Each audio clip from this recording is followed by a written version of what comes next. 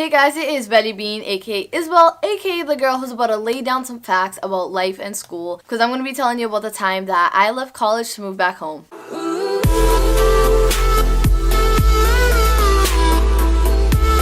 Okay, so I lived at college my freshman and sophomore year, and it was honestly amazing. I met some of the most amazing people. I had some of the greatest times. Like, those are times I'm always gonna look back on because they were such crucial years of my life. So my freshman year, I joined this club called Alpha, which is like a business club for Latinos, and it was so great. I learned so much from it. I wasn't part of the e-board, so I was going to meetings all the time. I was going to e-board meetings, to events and leadership things. And since I joined it literally just like a couple of weeks into college, I partied a lot, don't get me wrong, but I always remained focused. Like, okay, I need to hustle, I need to get money, I need to make sure that like I'm on top, instead of just being like, oh man, who cares, whatever, let me just like live college and like, not care about anything. And then my sophomore year, I was like, you know what, I want more responsibility, I want more things. So I was like, oh, what if I ran the elections? So I ran to be part of like the House of Representatives for my business school, and then I got it. And then I was like, I think I want to be an ambassador for international students. Like, I'm not gonna say like, oh my gosh, I was doing so many things, because there's so many other people who were doing so many more things than I was. But I'm just saying, I felt like I was learning a lot and I grew a lot. And I had honestly gone to so many, but so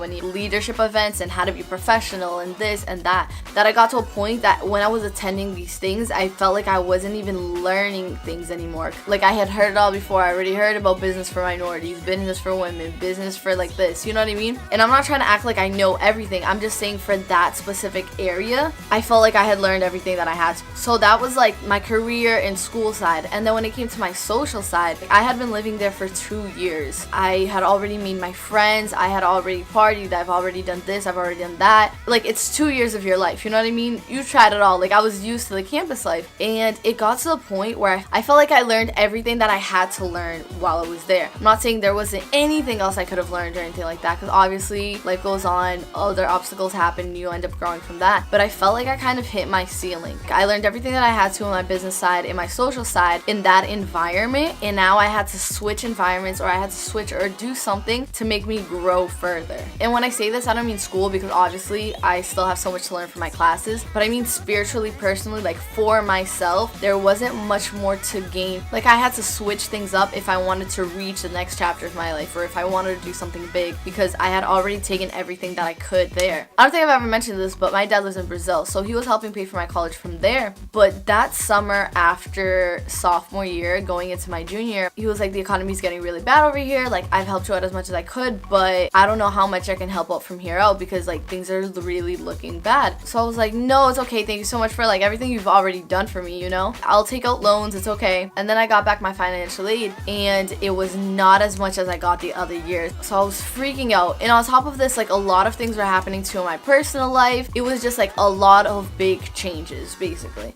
So then I started asking people for advice, because I was like, do I stay living on campus when I'm gonna pay an extra $10,000 a year, or do I move back home? Mind you, my school is like 40 minutes from my house, so driving every day that much would really suck. So I was so conflicted, because I didn't know what to do, and every person that I was asking was like, live in college, live in college, live in college. Like, yeah, who cares, they'll be in debt, but I have loans too, everyone has loans, that's just what it means to be a college kid. You're just gonna be drowned in loans, and like, that's life, that's how it's supposed to be. And I was like, that doesn't feel right. Like, that does not feel right. Like, why would I drown myself in loans? It's just something that I can't afford when I could just move back home. And I'm putting myself in an environment, like I said, that I felt like I've already reached my peak at. Like, I don't feel like I'm growing any more than this. It just wasn't making sense to me, and my gut was like, don't move back, don't move back. But it sucks, because then you're hanging out with all of your friends, and you're just like, wow, I don't want to miss this. Like, living at college is a sleepover with your best friend every single day. Like, if you have the right friends, it's honestly amazing. So I was like, wow, I'm really gonna give that up. And like I said, living in college is a unique experience. It's not something you're gonna get again like that. So I was like, oh, I don't know what to do, because like, are the memories worth the money? Maybe it is. Maybe this is time I'm never gonna get back. Like, maybe I should do it, I don't know. And I had already put my deposit down. They had already charged me for the first semester, and if I had canceled it, I was was still gonna have to pay for half of that semester, which was like $2,500 for no reason, because I wouldn't be living there. But I was like, you know what, I'm gonna trust my gut. Like, it doesn't feel right, and I'm still gonna have my friends. I just need to like find a way to work this out. So I decided to cancel my housing, and I actually got offered a job while all of this was going on. So I was like, this is perfect. Like, I'll work full time and then I'll just take all online classes. That did not work out. I can't manage online classes like that. Like, maybe one, like right now I'm taking one online class, but a whole semester, like 5 classes, who has that time management? Not me.